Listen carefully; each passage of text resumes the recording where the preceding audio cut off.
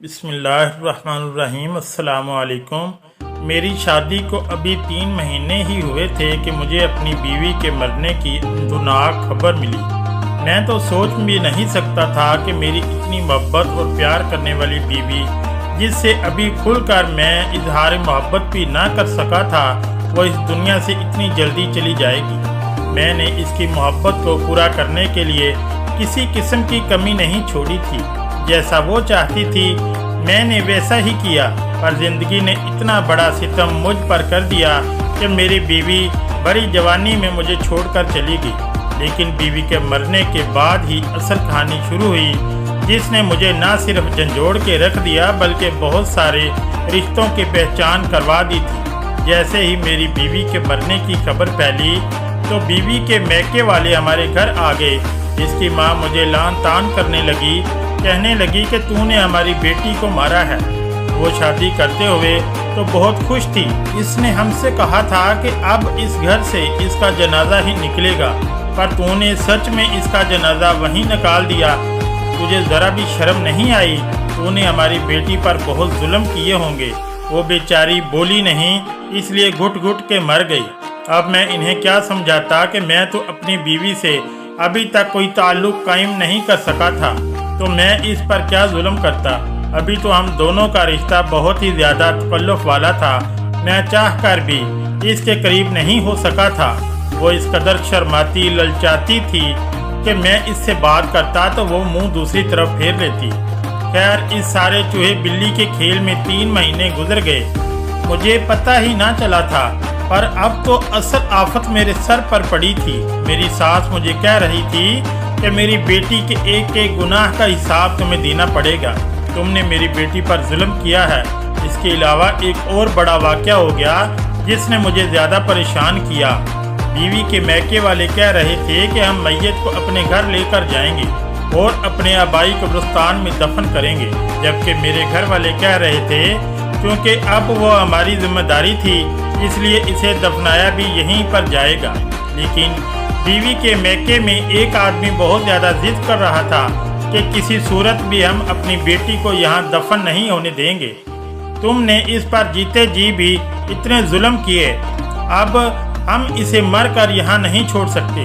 خیر، کچھ نہ کچھ کر کے ان لوگوں نے میت کو یہاں سے نکال لیا اور یہ لوگ اسے اپنے گھر لے گئے۔ میں بہت زیادہ پریشان تھا، لیکن اب میری بیوی تھی، وہ چاہے دفن جہاں بھی ہوتی، میری اس کے ساتھ نسبت ختم تو ہونے سے رہی، سو میں بھی اس کے ساتھ ہی چلا گیا۔ میں اپنی بیوی کو دفن کرتے وقت بہت پریشان تھا۔ میں نے جب اسے لحد میں اتارا تو میرا رواں رواں کانپ رہا تھا، مجھے اپنی موت یاد آ رہی تھی۔ دل چاہا بیوی کے ساتھ میں بھی اس دنیا سے چلا جاؤں، لیکن میں ایسا نہیں کر سکتا تھا۔ تبھی مجھے پیچھے سے کسی نے دھکا دیا۔ میں نے پیچھے مڑ کر دیکھا تو وہی آدمی کھڑا تھا جس نے میری بیوی کا جنازہ یہاں لانے پر بہت زیادہ ضد کی تھی، زور دیا تھا۔ کہنے لگا، ارے بھائی، اب کیا تم بھی قبر میں لیٹ جاؤ گے؟ نکلو یہاں سے۔ مجھے اس کا انداز بہت ہی عجیب نفرت والا لگ رہا تھا۔ میں قبر سے ذرا پیچھے ہٹ گیا۔ جلدی جلدی قبر پر سلیں ڈال دی گئیں اور پھر تدفین مکمل کر دی گئی۔ وہی آدمی سب کو کہنے لگا کہ اب یہاں غیر اسلامی طریقے سے تماشا نہ لگایا جائے، سب لوگ اپنے اپنے گھروں کو چلے جائیں، اور تم میاں اب کیا اپنی بیوی کا ماتم کرتے کرتے اس دنیا سے اٹھ جاؤ گے؟ جاؤ اپنے گھر جاؤ، اپنے گھر والوں کو، اپنی ماں کو وقت دو۔ میں اس کی کڑوی کسیلی باتیں سن کر بہت پریشان تھا، لیکن کیا کرتا، یہ موقع ہی ایسا تھا کہ میں زیادہ بول بھی نہیں سکتا تھا۔ میں چپ چاپ میں اپنے گھر آ گیا۔ گھر آ کر میرا دل بری طرح رو رہا تھا۔ تبھی میں کسی دوست کو فون کرنے لگا۔ میں نے جیب میں ہاتھ ڈالا تو دیکھا میرا تو موبائل ہی جیب میں نہیں تھا۔ یہ دیکھ کر میرے قدموں تلے سے زمین نکل گئی۔ میں بہت پریشان ہوا، سوچا کہ شاید موبائل میں کہیں راستے میں پھینک آیا ہوں۔ پھر مجھے یاد آیا کہ قبرستان سے آتے ہوئے میری جیب ذرا ہلکی تھی۔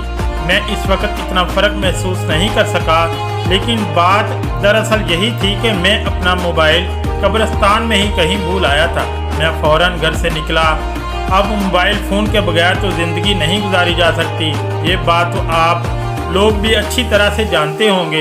मैं घर से निकला तो फौरन इस कब्रिस्तान में पहुंचा जहां पर मेरी बीवी की तदफीन हुई थी। वहां पहुंचते ही मेरी नज़र पूरे कब्रिस्तानों पर पड़ी तो कहीं अपना फ़ोन नज़र नहीं आया। मैं इधर उधर देखने लगा, तभी एक बूढ़ा आदमी मेरी तरफ आया। क्या ढूंढ रहे हो बेटे? वो मुखलिस शायद इस कब्रिस्तान का गोरकन था। बस चाचा, शायद यहाँ अपना मोबाइल भूल गया हूँ, वो ढूंढ रहा हूँ। मोबाइल? कहीं तुम अपना मोबाइल कब्र में तो नहीं गिरा कर आ गए? चचा ने बड़ी हैरानी से पूछा था। हाँ, ये भी हो सकता है। असल में जब मैं कब्र में देख रहा था तो मुझे किसी ने कब्र से हटाने के लिए कमीज से पकड़कर खींचा था। लगता है कि मेरा मोबाइल नीचे ही गिर गया है।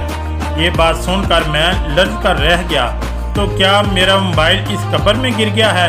लगता है कि अब मुझे कब्र खोदनी पड़ेगी। तौबा करो मियाँ, कैसी बातें करते हो? वो आदमी अपने कानों को हाथ लगाने लगा। एक चंद हज़ार के मोबाइल के लिए तुम अल्लाह का इतना बड़ा कानून तोड़ोगे? कब्र अल्लाह की हद होती है।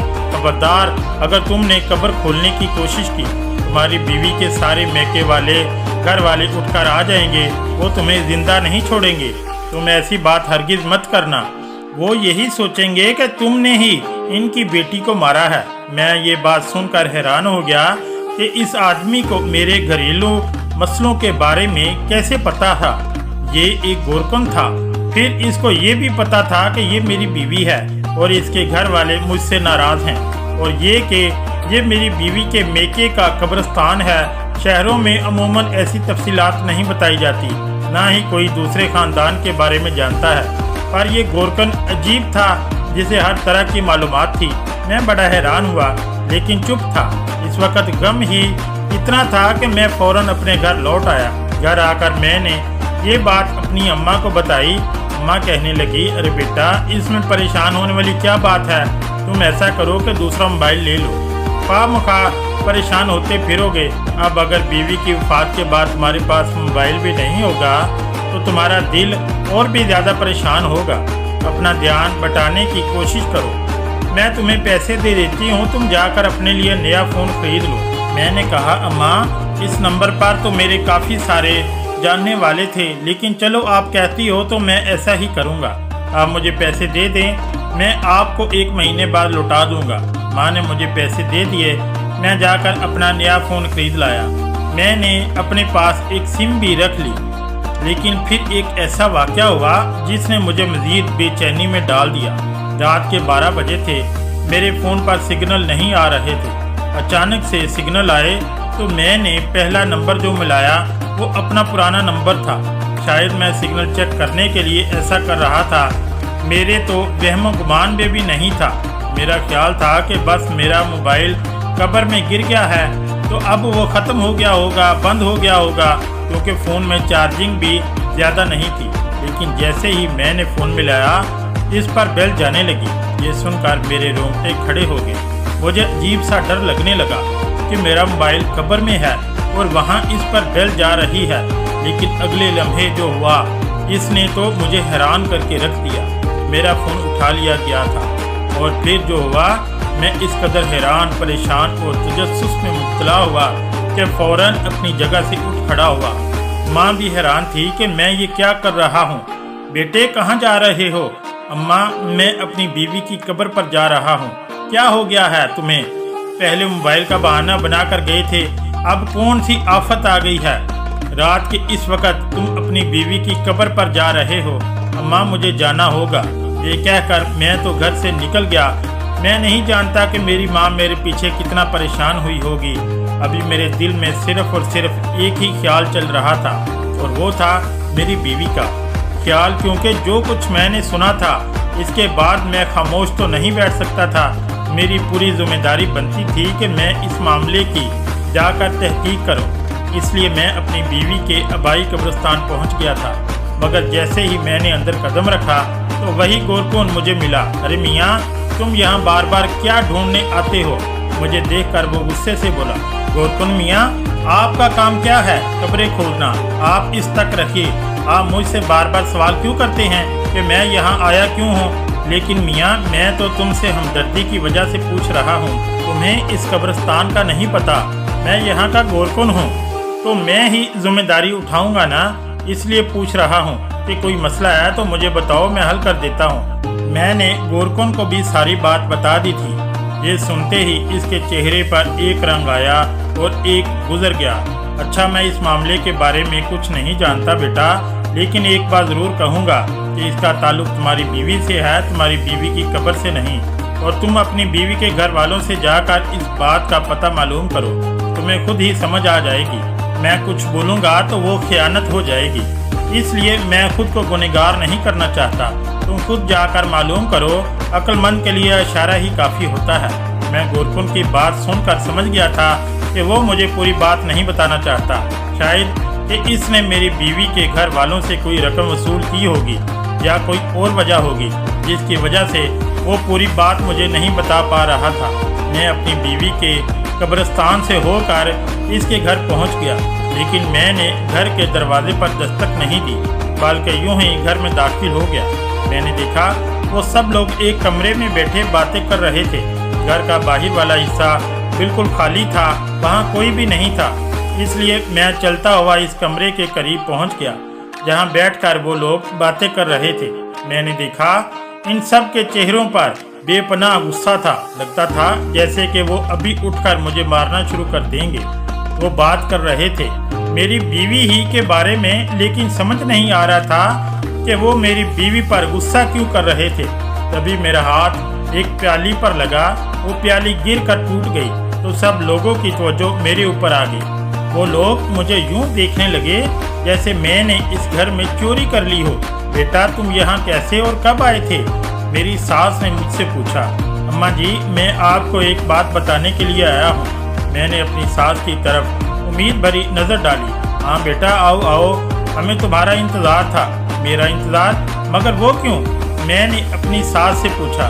बस बेटा, हालात ही कुछ ऐसे हैं कि क्या करें। तुम्हें तो पता है कि हम एक मामूली से ख़ानदान से ताल्लुक़ रखते हैं। मेरा भांजा कल से घर नहीं आ रहा। वो ऐसा गायब हुआ है कि मेरी बहन भी परेशान हो गई है।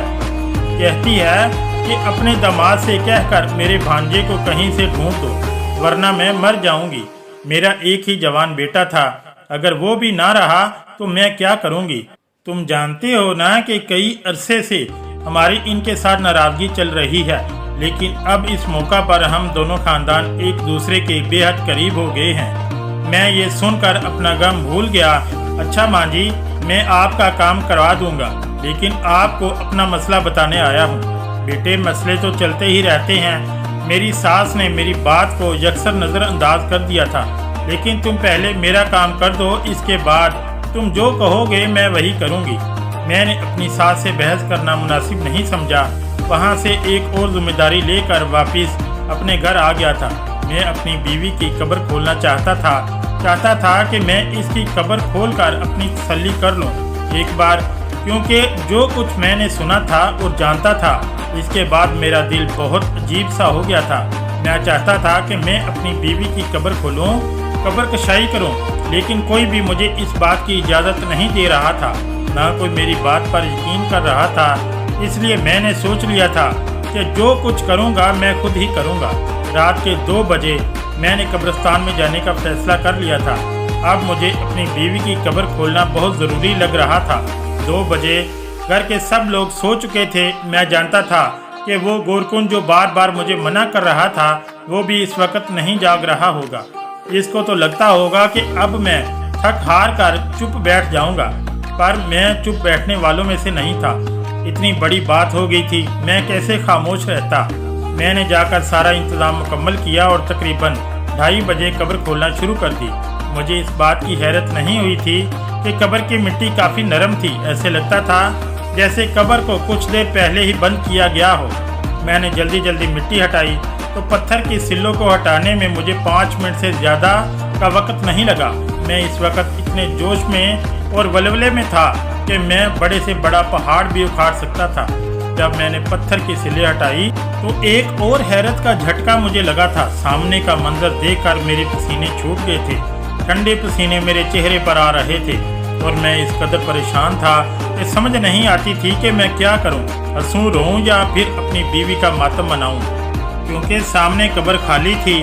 कब्र में ना मेरी बीवी थी, ना इसका कफन था और ना ही मेरा मोबाइल फ़ोन था। मैं तो अपना फ़ोन ढूंढने आया था, पर एक नया किस्सा खुल गया था। दरअसल जब मैंने अपना फ़ोन कान से लगाया था तो किसी ने मेरी कॉल उठाई थी। इस बात से मुझे लगा जैसे मेरा फ़ोन कब्र में नहीं रहा, बल्कि मेरा फ़ोन कोई चोरी करके ले गया है। लेकिन जब मैंने अगली बात सुनी थी, वहाँ से मेरा असल तजस्सुस जागा था।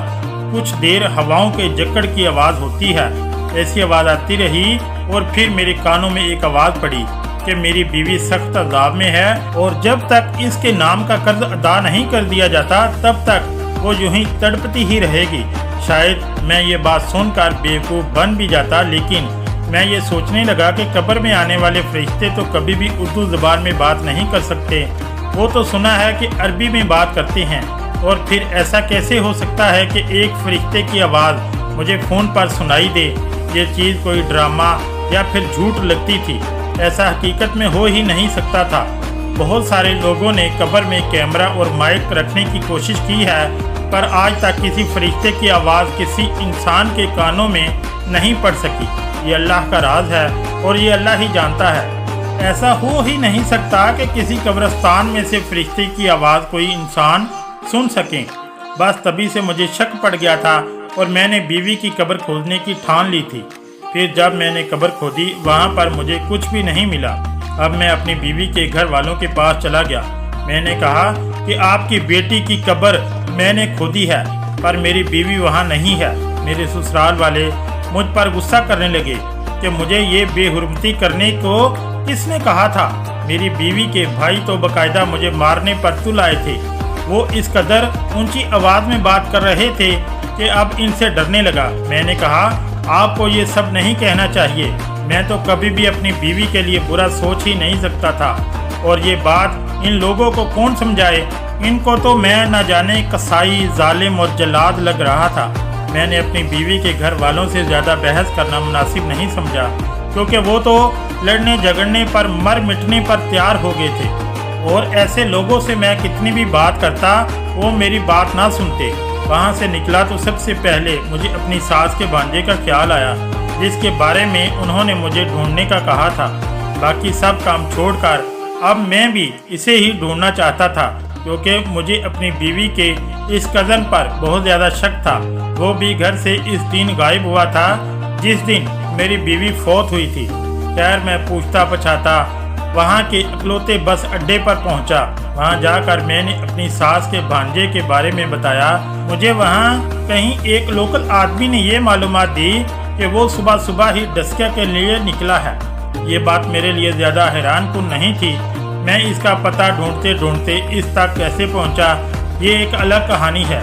पर वो एक छोटी सी तंग गली में किराए के मकान में रहता था, और आज इसे ढूंढते हुए मुझे एक हफ्ता हो चुका था। हफ्ते के बाद जब मैं इस तंग गली में इस के घर के दरवाजे पर दस्तक देने के लिए गया, तो मेरे दिल में तमाम सवालों के जवाब पहले से मौजूद थे, और कुछ सवाल मेरे जहन में उठ भी रहे थे। मैं वो सब इससे पूछना चाहता था। जैसे ही दरवाज़ा खुला, मैंने देखा कि सामने कोई और नहीं बल्कि मेरी अपनी बीवी खड़ी थी। मैं तो किसी और को ढूंढने यहाँ आया था। मुझे देखते ही इसके चेहरे का एक रंग आया और एक गुजर गया। वो बड़ी मुश्किल से अपनी जान बचाकर पीछे भागने लगी। मैंने इसे बाजू से पकड़ा और घसीटना शुरू कर दिया। वो चलाने लगी और शायद मुझे गली वालों के सामने एक गुंडा जाहिर करना चाहती थी। मैंने सबको चुप करवा दिया कि ये मेरी बीवी है और मैं इसे ऐसे यहाँ छोड़कर नहीं जा सकता। सब लोग बहुत हैरान थे। मेरी बीवी के चेहरे पर भी बहुत परेशानी थी। मैंने इसे लाकर गाड़ी में फेंका और इसे पूछा कि तुम यहाँ पर क्यों हो, तुम तो मर गई थी। वो रोने लगी, खुदा के लिए मुझे माफ़ कर दें, खुदा का नाम मत लो, तुमने तो इसको नाराज़ करके ये रास्ता इख्तियार किया है। अब बताओ कि तुम्हें क्या सज़ा दूँ। मेरी बीवी मुझसे हाथ जोड़कर माफ़ी मांगने लगी कि पहले एक बार आप मेरी बात सुन लें, फिर आपको सब कुछ सच सच बताऊंगी। अगर तब भी आपको यकीन ना आए तो आप जो कहेंगे मैं वही करूंगी। मेरी बीवी ने जब अपनी कहानी सुनाना शुरू की तो मैं भी चुप हो गया। अब मैं इसे क्या कहता, क्या सजा देता। इसने बताया कि वो जब से बड़ी हुई है, इसके घर में इसके ख़ानदान वालों का आना जाना लगा रहता था। इसका एक कज़न था जो कि इसकी खाला का भी बेटा था, अक्सर इनके घर आता जाता रहता था। नज़ीर के साथ बेतकल्फ़ी बढ़ी तो एक दिन नज़ीर ने इसे कहा कि वो इसे मॉडलिंग करवाने के लिए दूसरे शहर ले जाएगा। वो खूब पैसा कमाएगी, मशहूर हो जाएगी और घर की गुर्बत ख़त्म कर देगी। वो भी इसकी बातों में आ गई। फिर इसके साथ चल पड़ी। दूसरे शहर जाकर इसने इसे अपनी हवस का निशाना बनाया और साथ ही इसकी तस्वीर भी बनाई। जब मेरी इतनी सारी तस्वीरें बन गईं तो वो बेचारी मजबूर हो गई और इसकी बात मानने लगी थी। ये बात इसकी माँ को पता चली। माँ ने इसकी शादी मुझसे कर दी, पर इस भांजे ने तो इसका पीछा नहीं छोड़ा था। सो वो कभी इसके ससुराल आता तो कभी कुछ करता। साथ ही इसने सख्ती से मना कर रखा था कि अपने शौहर के पास नहीं जाना।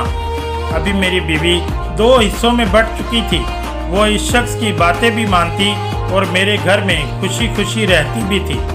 अपना गम वो किसी पर जाहिर न होने देती। फिर एक दिन इसके खालाजाद ने एक अनोखी फरमाइश कर दी कि तुम मरने का नाटक करो, इसके बाद मैं तुम्हें यहाँ से लेकर जाऊँगा, तुम मेरी बीवी बनकर रहोगी। इस बेवकूफ़ को इतना नहीं पता चला कि एक शख्स के निकाह होते हुए दूसरा निकाह नहीं हो सकता। मेरी बीवी ने इसके कहने के मुताबिक नाटक किया। खुदा जाने ये नाटक इसने इतनी कामयाबी से कैसे किया। पर जैसे ही मेरी बीवी के मरने का ऐलान हुआ था, इसके मेके से सब लोग मेरे घर आ गए थे और शायद इसे दफनाने में जल्दी करने की भी यही वजह थी कि वो आदमी इस सब के पीछे खड़ा था। इसने सभी को पैसे जो खिलाए होंगे अब मेरी बीवी को पैसा कमाने का जरिया बना चुका था और इस पर बेइंतहा जुल्म भी किया करता। मेरी बीवी अपने ख़ानदान वालों, मुझसे और सब लोगों से नज़र मिलाने की काबिल भी ना रही थी। इसीलिए वो इसकी बातें मानती चली गई और दलदल में फंसती गई। अब इसकी ज़िंदगी जानवरों से भी बदतर हो चुकी थी। मैंने अपनी बीवी की सच्चाई जानकर इसे धुतकारने की बजाय इसे हौसला दिया और कहा कि तुम इस बुराई से डरने के लिए तैयार हो तो मैं तुम्हारे साथ खड़ा हूँ। चाहे तुम्हारी कितनी ही तस्वीरें पूरी दुनिया क्यों ना देख ले, लेकिन अब तुम इसके हाथों यरगमाल नहीं बनना। अब मैं इस आदमी को खुद भी देखूंगा और देखूंगा कि ये कानून की गिरफ्त से कैसे बच सकता है। मैं अपने ताल्लुकात इस्तेमाल करके इस शख्स को कैफरे किरदार तक पहुंचाने का इरादा कर चुका था। तभी मैंने अपनी बीवी का साथ नहीं छोड़ा, क्योंकि जो लोग अपनी बीवी को इन लम्हात में अकेला छोड़ देते हैं वो बजाते खुद मर्द कहलाने के काबिल नहीं होते। अगर स्टोरी अच्छी लगी तो चैनल को लाइक और सब्सक्राइब ज़रूर करें। शुक्रिया। अल्लाह हाफ़िज़।